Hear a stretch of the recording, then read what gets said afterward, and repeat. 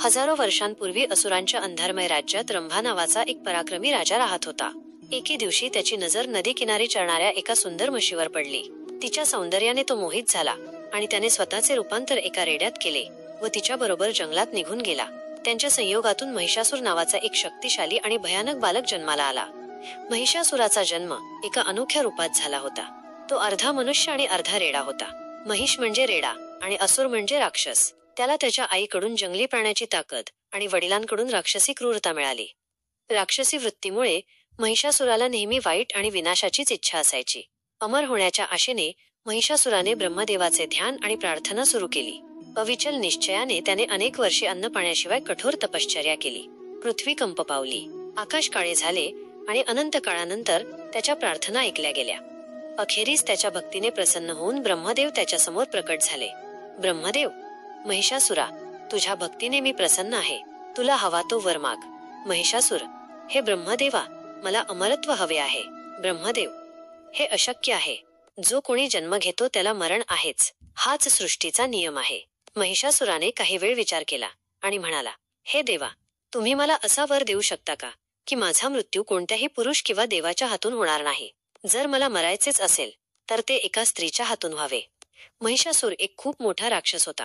त्याला पूर्ण विश्वास होता की कोणतीही स्त्री त्याला मारू शकणार नाही।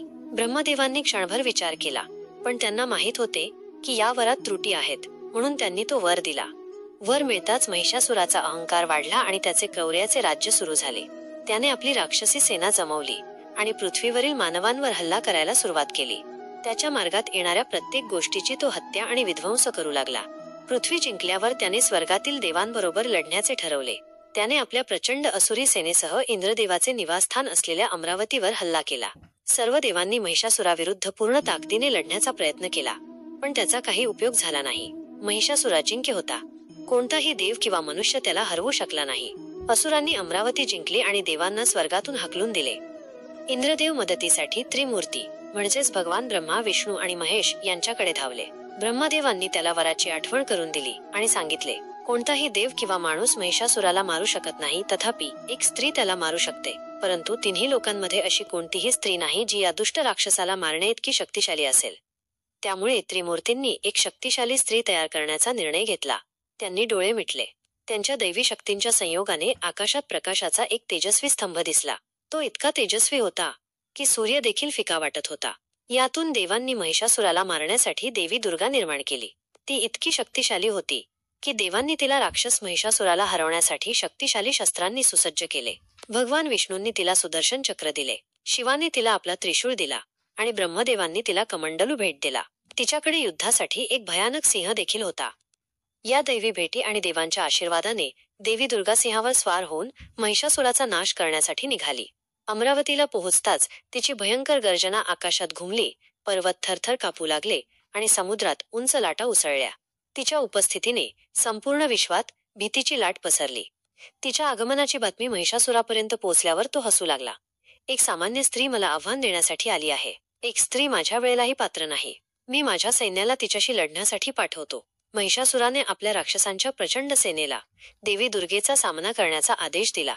लवकरच रणांगण शस्त्रांच्या आवाजाने निनादले आणि राक्षसांच्या लाटा देवीवर आदळल्या, परंतु एकामागून एक सर्व राक्षस देवी समोर पडले आणि तिच्या दैवी शक्तीने ते सहज पराभूत झाले। अखेरीस महिषासुर स्वतः देवी दुर्गेविरुद्ध लढण्यासाठी गेला।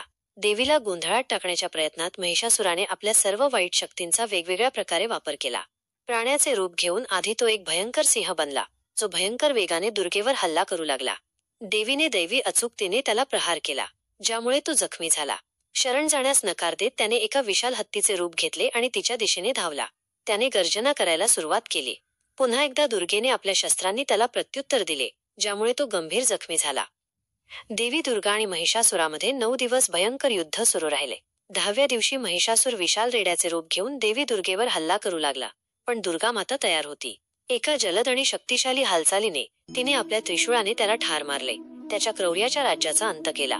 महिषासुर पराभूत झाला आणि देव स्वर्गातील त्यांच्या घरांमध्ये परतले। त्या दिवसापासून देवी दुर्गेची नवरात्रीत पूजा केली जाते, विशेषतः 9व्या दिवशी, जेव्हा तिची महिषासुर मर्दिनीच्या रूपात पूजा केली जाते। ही माहिती तुम्हाला आवडली असेल तर कृपया चॅनलला लाईक, शेअर आणि सबस्क्राईब करायला विसरू नका।